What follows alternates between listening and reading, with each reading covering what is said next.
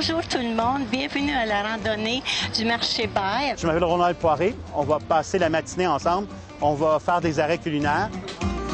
We're here in front of what is surely the most visited food destination in the Mile End, if not in all of Montreal. Saint-Viateur Bagel Shop.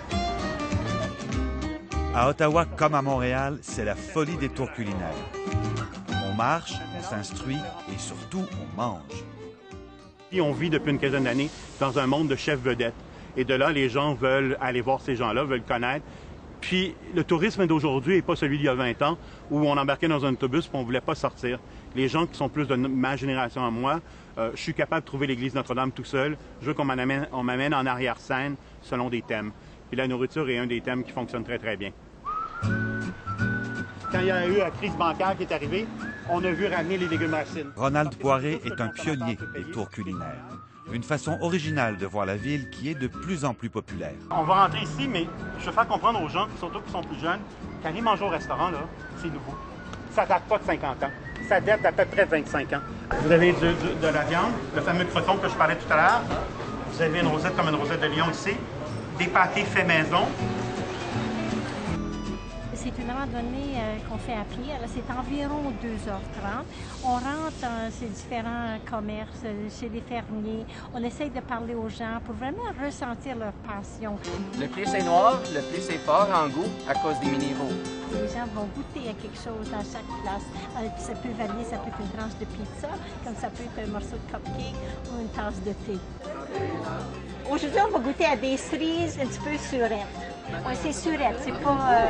Oui, c'est... Au marché Baille à Ottawa, cette visite gourmande permet de découvrir les produits locaux, mais aussi toute la diversité culinaire de la ville.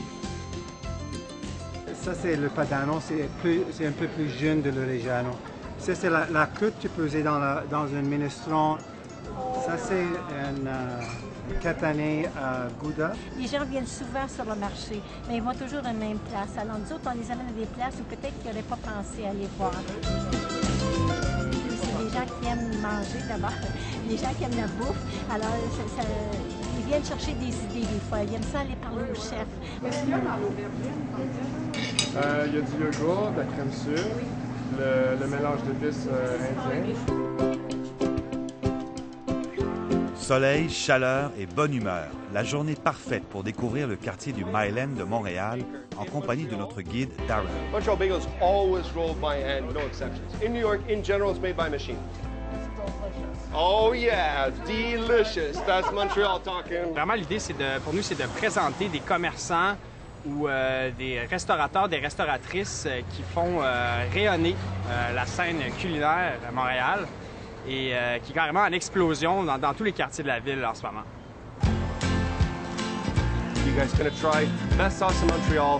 La clientèle de ces tours culinaires vient surtout du Canada anglais et des États-Unis. Creamy goodness. Creamy goodness. Oh, yeah. C'est surtout des tours en anglais, mais on les fait bilingues, au besoin, ou en français quand on nous le demande. Il reste maintenant à séduire la clientèle francophone et européenne. Les Français sont des grands consommateurs de tourisme culturel. Donc, eux vont vraiment aller dans les musées. Ils reconnaissent Montréal comme une destination culturelle. On n'est pas vu comme une destination gourmande pour un Français. Mais quand ils rentrent dans notre univers, oh, là, ils ont une grande surprise. Ils ont une grande surprise, puis là, c'est agréable. Ces visites se font souvent à pied, parfois à vélo ou encore en transport en commun. On peut prendre quelques minutes pour regarder la boutique. Elles sont ponctuées d'arrêts où s'entremêlent anecdotes historiques et gourmandises. C'est quand même la Place Royale, le premier marché public de Montréal. L'histoire est écrite par des hommes, par des gagnants et puis des prêtres. Fait que des fois, il y a des pans d'histoire qui sont contradictoires. C'est important si vous venez d'ailleurs, vous avez entendu une anecdote différente de la mienne, de l'échanger. En histoire de la nourriture, c'est difficile d'affirmer à 100 % ce qui s'est passé. Le monsieur qui est ici, M. Marionnet, arrive pour travailler au pavillon de la France. Il est boucher. Il va montrer comment faire des pâtés, des rillettes, de la charcuterie, des choses comme ça. Chocolat Geneviève Grandbois.